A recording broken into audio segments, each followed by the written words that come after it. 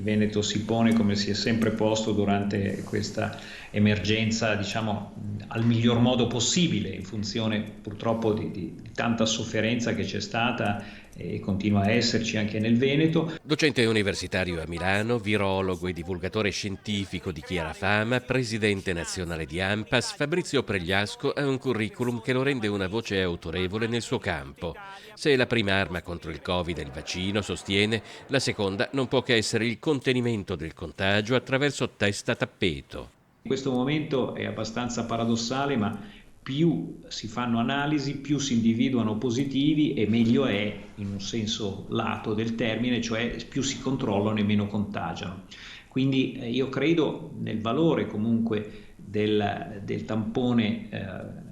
rapido, nell'ottica di essere una specie di rete, seppur a maglie larghe, per acquisire e aumentare la possibilità di individuazione, anche se appunto sappiamo che hanno dei difetti. Il combinato tra l'esecuzione di test a tappeto per favorire la prevenzione di focolai e l'accelerazione della campagna vaccinale sta già portando a risultati tangibili. Stiamo già vedendo nell'RSA tra gli operatori sanitari un calo consistente dei casi e vedremo via via che la crescita della percentuale di soggetti protetti, soprattutto ovviamente anziani che sono stati giustamente privilegiati, vedremo una riduzione molto più che proporzionale nei casi più gravi e quindi possiamo cominciare con una convivenza, diciamo, più civile, ecco, con questo virus, ma dobbiamo farlo in questo momento a step successivi, purtroppo.